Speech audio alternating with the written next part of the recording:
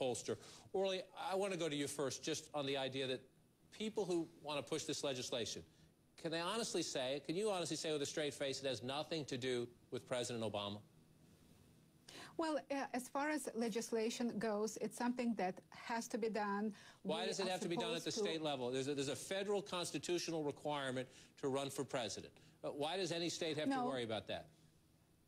Because the ballots are state ballots. Each state has its own ballots, and therefore there has to be a provision in the state ballot whereby one running for office needs to prove that he is a natural-born citizen, and he needs to prove it not with a piece of garbage that Obama provided during 2008 election, that had nothing, but provided with certified copy of the original birth certificate, which Obama does not have, has to prove it with a certified copy of the original U.S. Social Security card that Obama does not have. He is sitting today in the White House with a stolen Connecticut Social Security number, and so forth. Absolutely, that has to be done by each and every state, and not only by the legislation, but also by the governors. I want to let Cornel into the conversation, but I'm going to make him wait for a second.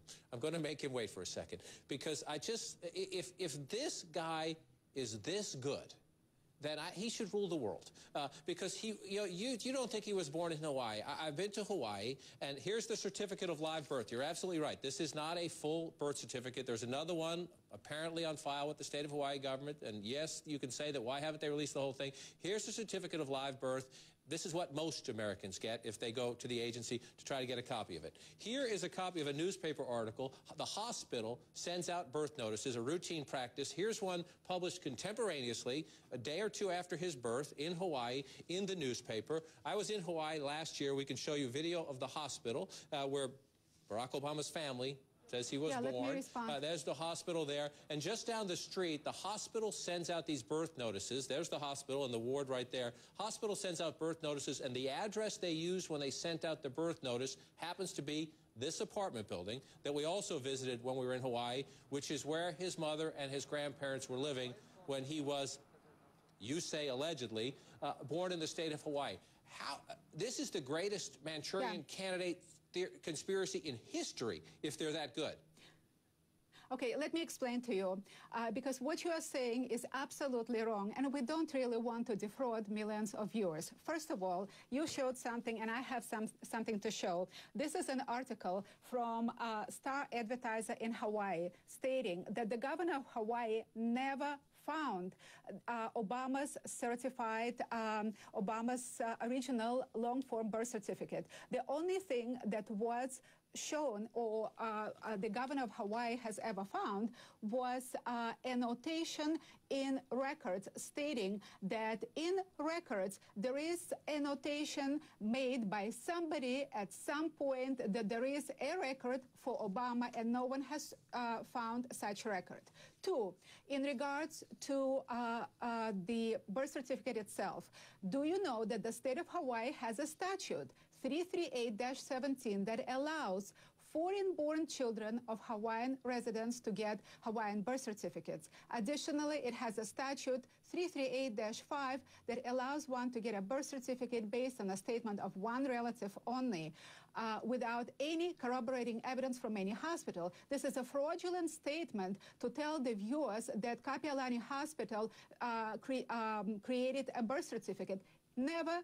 There was never any acknowledgement. I didn't say that. I said they sent a birth notice to the newspaper. I said they sent a birth notice to the newspaper. No, fraudulent statement. Never happened. That's not a fraudulent statement. Really? Show me a letter or any piece of documentation from Kapiolani Hospital stating that Barack Obama was born in this hospital. It does not exist.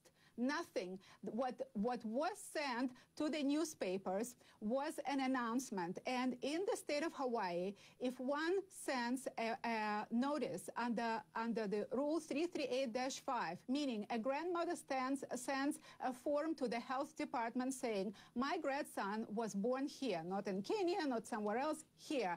It is sufficient to issue a birth certificate based on a statement of one relative only. There was never any evidence to show that he was born in any hospital. And based on that statement of his grandmother, who could have been lying simply to get U.S. citizenship for her grandchild born abroad, the state of Hawaii would issue a birth certificate under Rule 338-5 and would send this birth certificate together with hospital birth certificates as notification to Hawaiian news agencies. Let me let Cornel, stay with us, please, stay with us. I'm sorry to interrupt, but stay with us. I just want to let Cornel into the conversation, because when you listen to that, you can say, if you want, you can say crazy, you can say absurd. However, you're in the polling business. And a chunk, and not an insignificant chunk, of the American people believe this. Let's look at our latest poll. Was Barack Obama born in the United States? Definitely yes, 46%. Probably yes, 26%. Probably no, 15%. Definitely no, 10%. 10% of all Americans think their president was not born in this country. Well, let's show you say what party. So let's look at it. Let's break it down by party. Was Barack Obama born in the United States? 43% of Republicans say probably or definitely not. 23% of independents say probably or definitely not. But this one jumps out and surprised me. 11% of Democrats say probably or definitely not. Does the president have to do something more proactively to clean this up? Or, as he said yesterday in his interview with George Stephanopoulos, I don't do conspiracy theories. Is that enough? Those doubts enough that in a close election, this controversy, as we at CNN have done a lot of work on this, and we think it's bogus, but 43% of Republicans, 23% of independents, and 11% of Democrats have doubts. The 43% of Republicans is what you want to focus on. And quite frankly, as someone who did polling work for the Obama campaign, this is not something that's new to me, and something that sort of has a direct relationship with their inability to sort of accept Barack Obama. The problem here is this. It is so categorically insane, and you have so many sort of rational people, not wanting to accept the truth. You have to ask, what is it about this president that makes them not want to accept the truth? Why are so many people vesting so much in something that is categorically insane? Orly, I think the question Cornel is asking, he's trying to ask it more politely. Let me ask you bluntly. If Barack Obama were white, would we be going through this? Absolutely. And as a matter of fact, when President McCain ran for office, the Senate Senator McCain said, take this off the table.